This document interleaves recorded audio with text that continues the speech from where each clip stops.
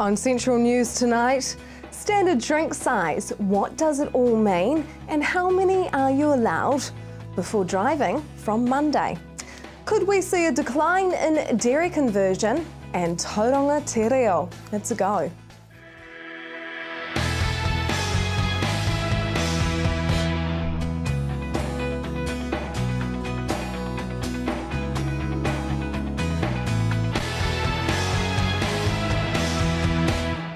Kia ora, welcome to Central News for Thursday the 27th of November. I'm Hilary Entwistle. Beef prices are high and milk payouts are low. I caught up with Stu from Federated Farmers Waikato to find out what this could all mean for now. Stu, the payout for dairy at the moment is quite low. Beef prices are skyrocketing, one might say. Yeah. Why are we still seeing such a huge number of conversions into dairy farming? Because there was a point in time there where the returns from sheep and beef were not sufficient for another land use, which is dairy farming. Now the prices have come back up and the dairy prices have gone down.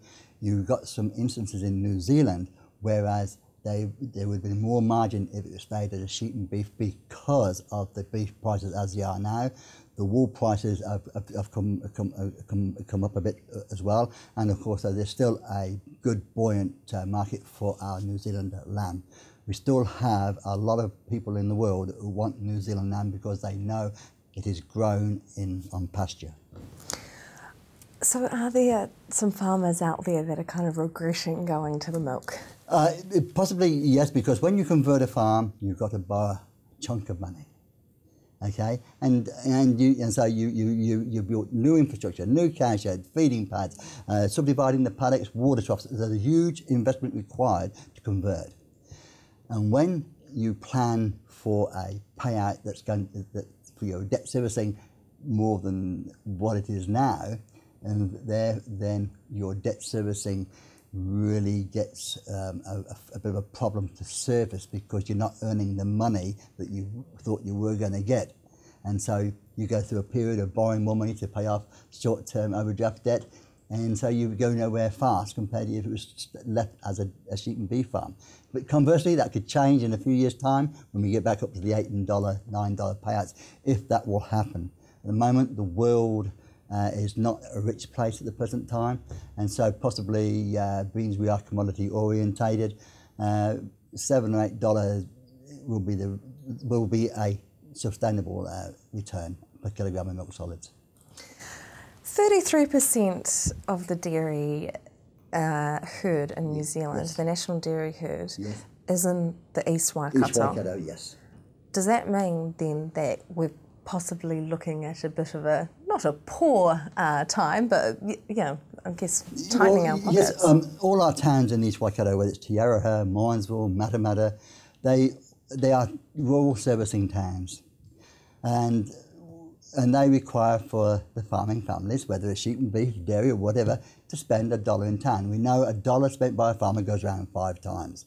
Now we're getting to a situation where the cash flows are going to be tight on farm because the advances are low.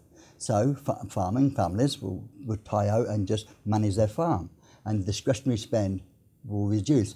Therefore, we do not spend many $1 in town, and there'll be many $1 that won't go around 5 times. And so your retailers, whether it's your tractor servicing or your sports shops, because farmers like to go fishing and that type of thing, that's where the hurt will be. It will be in the retailing area of our small towns. And I was just going to say, in our small towns, we have a lot of good volunteer work. So whether it's a scout group or whether it's your kindergarten, and they go to retailers in town, and when the economy is buoyant and farmers are spending, they have got a nice margin in their business, and they want to promote their business by making their name go on a prize. Well, that is now a very hard situation for these volunteer groups to get sponsorship, because the whole money going around is slowed down. That's where the ramifications are. Yes, there will be a few farming families that will be under scrutiny with their banks, but there will not be many going to the wall, as been predicted by your analysts when they get asked about the global dairy trade going down. Yeah. If you were to have a young farmer in front of you now, yes. Ben, and he said, or she, yes. said, yes. I want to convert to dairy, would you recommend it? I mean, a person starting out in the industry or buying a farm, because we have a problem in that agriculture is not being portrayed as being a good industry to have a career in, and we're 65% of this country's income, so I don't know why that's not logical to do so. And so we're finding it hard to get people with the right attitude to go farming. It is tough, but in today's world, you need young men and young women, and we have a lot of young women now in leadership roles, and they do a very good job. They need to have an avenue of getting somewhere. So there'll always be a opportunity to own your own business in farming. But you've got to have a bit more nous than you did years ago of just slogging it out. You've got to have a bit of a brain as well. So then would you suggest, if I said to you, I want to get into farming, I want yes. to own my own business, yes. would you suggest dairy or beef and sheep? Well, if you like shearing and whatever, but certainly dairying is more one-person orientated. Sheep and beef, you do need to have a good family partnership, so 2 or 3 people to run let's say, 1,200-acre sheep and beef farm. So there's opportunity there. The world needs food. We've got 7.5 billion people in the world now. By 2050, we've got 9.5. In 1997, we reached a point in the world where we are now producing more food from a lesser area of land to produce it. So there will always be a market for the product we produce. We've got to be in a situation that we can still be a low-cost producer, because we're so far in the South Pacific that we've still got a cost of getting to our products overseas. But we produce a food, the world needs food. If we don't produce enough food, what do you see? You see people fight over it. So we have to produce it. And then if you produce a good food, then you can make a very comfortable living. But it requires a lot of energy and physical input, as well as administrative now that probably farmers didn't really need 50 years ago. But in today's world, you're putting a lot of money up to get some return. And I guess if I lived in the Waikato, I had a farm, I had my beef and sheep farm, and I said, hey, I want to convert to dairy. Yes. Would you say it's a good idea now? It's a good idea if off the sums, you do your work. Is it going to be a return on your investment? Is it going to fit in with your aspirations? Yes, conversions went on because financially it was going to earn more money from a given area than the sheep and beef. That's when the prices in the dairy industry were buoyant. Right now, but then again, of course, everybody has a different career choice. All around our area, we've got people in different career choices. It's up to you whether you want to not get up at 4:30 every morning to milk cows, but do you want to keep on walking around the hills doing your lamb beats and that type of thing? It's up to you. It's a career choice, but any career choice in agriculture is a good choice. Coming up after the break, we discuss if you can rely on the standard drink measurement.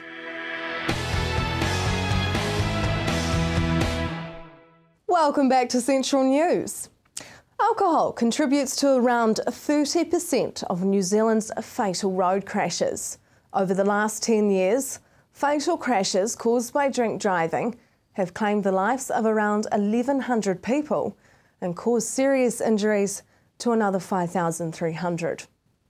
From the 1st of December, which is Monday, the alcohol limit for drivers aged 20 years and over lowers from 400 mcg of alcohol per litre of breath to 250 mcg.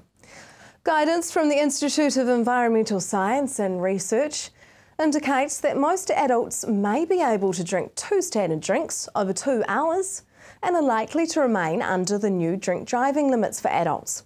But can we rely on standard drink size being an exact science? But everybody's different, and that's the problem. That we don't all metabolise alcohol or ingested food at the same rate as others. So that's the big problem. It depends on the size, your gender, it depends on whether you've been eating, it depends on what activities you've been doing, it depends on a whole raft of things. So it's not an exact science, as you say. And so the important message has to be that if you're going to have a drink, then simply don't drive. It's that simple.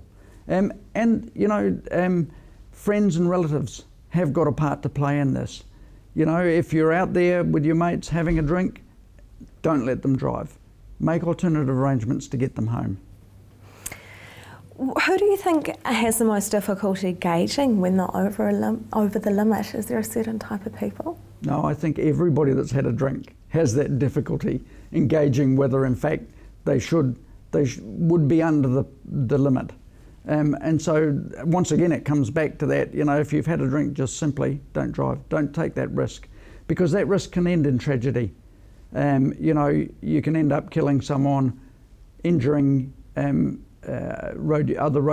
road users, you can injure yourself, your passengers, or even worse. Who is getting caught out the most? Is it women in their wine or men in their beers? Look, to be honest, it's probably the men. Looking at Western Bay of Plenty statistics over the last 8 years, the men represent about between 72 and 74% of all drink drivers caught on Western Bay of Plenty roads. So they account for 3/4 of the problem, to be honest. Is there a particular age range? Yes, a lot of people are quick to blame the young people, but it's actually the middle-aged men and women that we catch more often than not these days. And in terms of the under-20s, the under-20s in the Western Bay, under-20 drink-drive apprehensions in Western Bay have reduced from over 500 in 2008 down to 156 for last year. And that is an incredible change. And really the challenge is now for the adults to actually achieve the same results. Some say that small towns have a culture of drunk driving. Do you think we can ever change that? Look, we can change anything. You know, road safety is everybody's responsibility. If everybody just does something to make a difference, then we can change it for the better of all of New Zealand. Now, I know that small town folk will tell you there's no public transport, and they have to travel some distances from their local pub to home, but that shouldn't be an excuse, because there's plenty of family support, there's plenty of support from friends and parents and so on. I mean, I've been called at 1 o'clock in the morning to go and pick up my son, and happily do it anytime. Okay, serious stuff. What about if we do get caught over the limit? Well, the changes coming in on the 1st of December have actually introduced an infringement regime for those people that breach the lower level alcohol limits. So for an adult that has an evidential breath test result of between 251 and 400, there's an infringement fee for that payable within 28 days, and that infringement fee is $200, but it also incurs 50 demerit points. So if you accrue 100 or more demerit points in any 2-year period, then your licence is suspended for 3 months. Provides a really good deterrent to actually drinking and driving as well. Now, in terms of the excess blood alcohol levels, there's still an infringement fee, and that's for the range between 51 milligrams of alcohol and 80. And that infringement fee is $700 and also includes 50 demerit points. But what about if we're way over? What happens? So if you're over the 400 micrograms of alcohol per litre of breath and over the 80 in the blood levels, then a charging document's prepared and you face court action. Maximum penalty for that is $4,500 fine, up to 3 months imprisonment, and a minimum mandatory disqualification from driving for 6 months. So pretty heavy penalties. What about reoffenders? I mean, how many times do they have to get a slap on the hand until the judge is, likely to sentence them to serve time? Well, I think it depends a lot on the circumstances, to be honest. You know, there are occasions where recidivist drink drivers are sentenced to custodial sentences. But what I can say is that if you drink and drive and you injure or you kill someone, then a custodial sentence is a big possibility. And who are the repeat offenders? Is it your stereotypical young drunken male? No, not the young drunken male at all, actually. It's the middle-aged men and women, the 30 to 50 age group range that are your main recidivist offenders. Now, it's nearly the festive season, so the boys in blue are going to be out in force around the bay to try and enforce these new drink driving limits. We sure are. Look, we've got Operation Profile running at the moment. That started on the 22nd of October and will run through to the 11th of January. Now that targets drink and drug driver enforcement, and that ensures that the booze bus is deployed every single week during that time. In addition to that, every driver stopped by police can expect to be breath tested from here on in. And so if you've had a drink, then the chances are that you'll be breath tested. What is your message then to viewers to take home from this, that we really need to learn about these new levels of blood alcohol? Well, really, this change in lowering the breath and the blood alcohol limits is probably the greatest road safety initiative for all New Zealanders since the zero alcohol levels for under 20 drivers. So New Zealand's got a real opportunity here to actually make our roads much safer, to make sure that we save lives and injuries out there on New Zealand roads. So really the message is this: if you're going to drink at all, then simply don't drive. It's a no-brainer. And remember, the new alcohol limit for driving comes into effect on Monday, the 1st of December. That's this coming Monday. Up next, Te Reo Tauranga.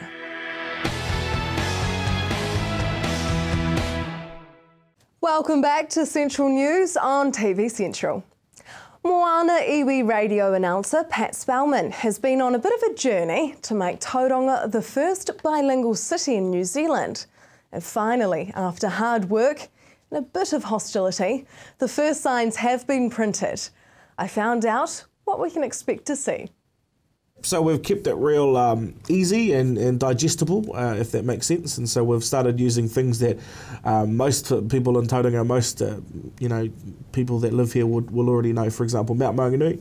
But what we're trying to do is not only sort of place an emphasis on the pronunciation of Mount Maunganui, but also give them a bit of dialogue as to what Mount Maunganui means. Tauranga, and if we're talking about that sort of bilingual element, things like the Strand. I use that as my favourite example because everybody knows the Strand, but nobody actually sort of understands the significance of that Strand in Tauranga and in our story. So the Strand in Te Reo Māori is Te Papa, and then it sort of gives you the reasons as to why Te Papa means the land or the place, and so it'd be really cool for people to sort of understand that. Our initial plan was to have things like playgrounds and public toilets and pedestrian crossings having their own have their own little sign, and then having that in Te Reo Māori, but just in terms of the logistics and the costings of things like that, it just wasn't doable. So we've sort of gone with significant places in Tauranga and sort of focused on those for this time, and maybe in 2016, 17, 18 we can sort of flesh it out so that everything has a sign, but we'll see how we go. What is the story of Te Papa?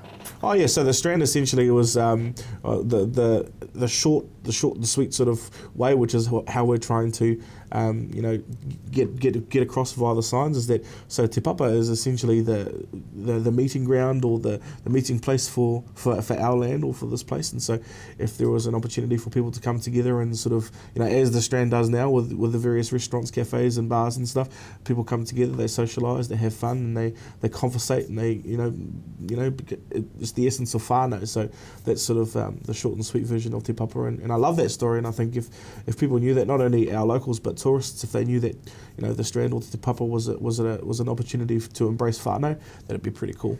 Where to from here then?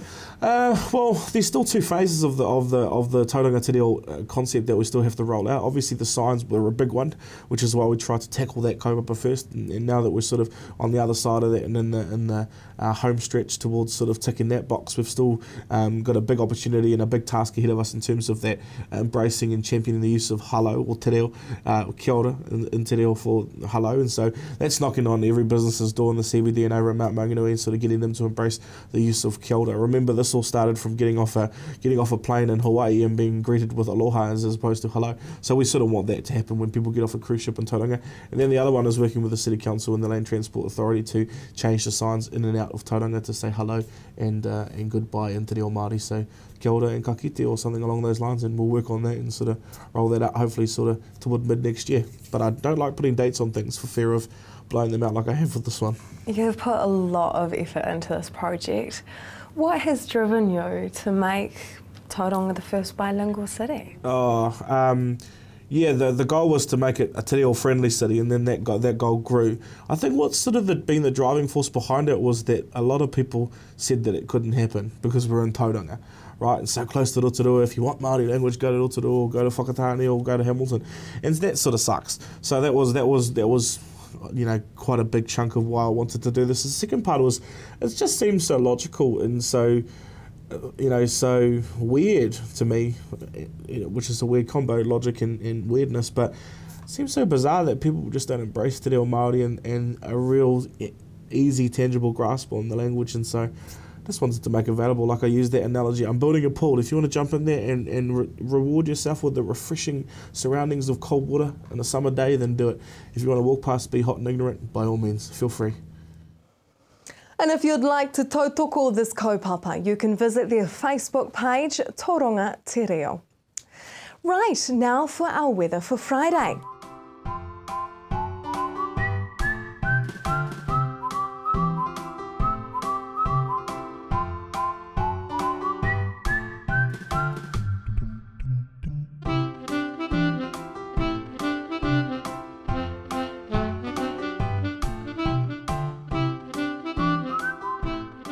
Looking to the seas now.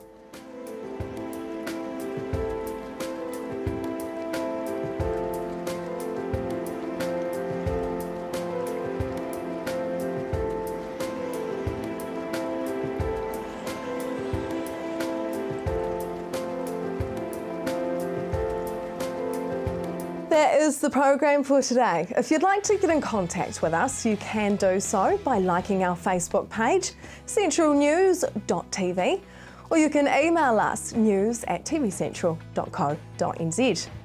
Coming up tomorrow night, the diabetes epidemic, safety on the farm, and Hamiltonians' relationship with their Waikato River. Until then, I'm Hilary Entwistle. I hope you have a lovely evening.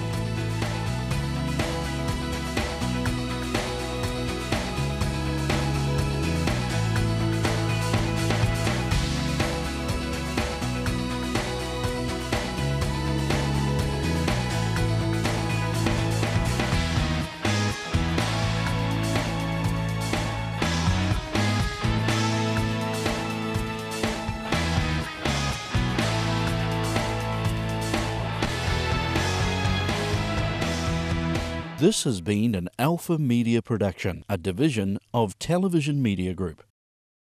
Supporting local content so you can see more of New Zealand on air.